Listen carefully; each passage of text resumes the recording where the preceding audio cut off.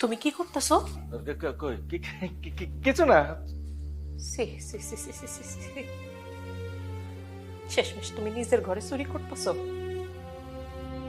আর আমি নিজের চোখে না দেখলে তো মনে করতাম মাইনছে চুরি করছে, অন্য কারো কইতাম চোর। শেষ পর্যন্ত আমার মায়ের শেষ স্মৃতি, শেষ চিহ্নটাও তুমি চুরি করতেছো। আমি আমার মায়ের এই চেন তোমার বেচতে দিব না, আমার চেন দাও। কেনা করে চেন আমি বেচু?